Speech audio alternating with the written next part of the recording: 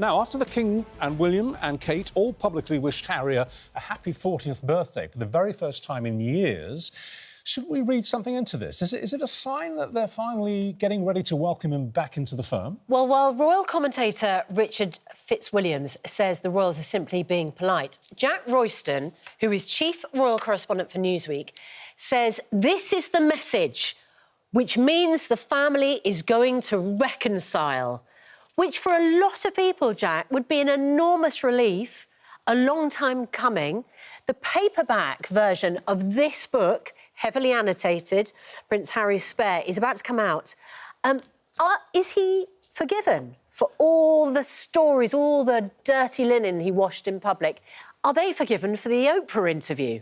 I don't think he's forgiven yet. I think what I would really love to see is the social media posts also being accompanied by some private conversations between them. I think that's the really important thing. And has it? Well, we haven't heard anything yet. I mean, obviously, you've got to remember that California operates on a very different time zone to Britain, so Harry would only have got up yesterday at about 5 p.m. UK time.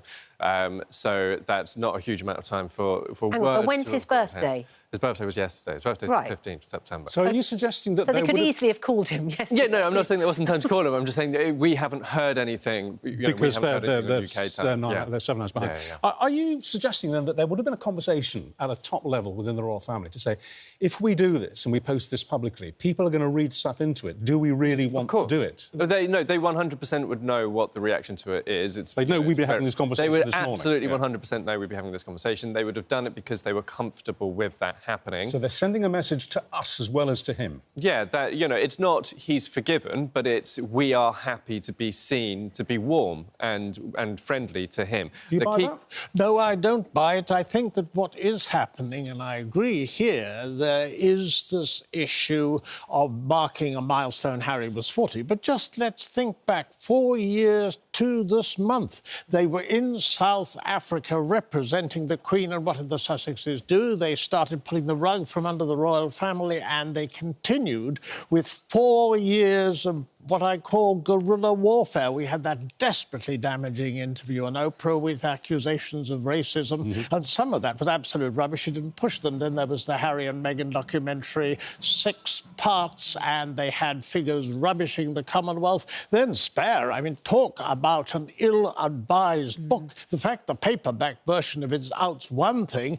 Last January, Harry threatened, that's what it was, mentioning there were 400 pages that he'd taken out of it. And that hangs over the royal family. So I'm afraid absolutely not. Private conversations. The thing is here is that the warmer the royal family is to Harry, the more they protect themselves from any future attacks by him. Because if they're nice to him and they're showing themselves to be the side that's interested in peace and he keeps attacking them, he will destroy himself.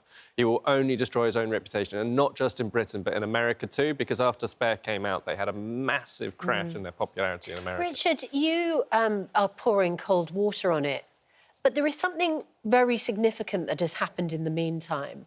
And that is that both Kate and the King have been diagnosed with cancer. Now, we don't know... we know that, obviously, Kate has finished this particular course of treatment. We don't know what's happening with the King. We know they've both undergone treatment for cancer. That can change everything. It can indeed change everything. And when you are ill, and when indeed it's a very difficult time, and Jack would agree for the monarchy at the moment, of course it is, with this... totally unprecedented. But you have to be with people you can trust. Now, they've, quite frankly, been absolutely ruthless in the way they've monetised their royal connections. And also, if you look at very, very recent interviews, the ITV when Harry was on, CBS when Meghan was on, and also when he saw his father, I mean, he didn't reveal the details of what they discussed, but he was on Good Morning America. The point is that the Sussexes are geared to, firstly, the commercial, and secondly, they are geared also to the way they communicate on with the media. Well, on that question of communication, it's pretty clear, isn't it, that William and Harry don't talk. Well, they've been in the same orbit recently, and they kept well apart from each other.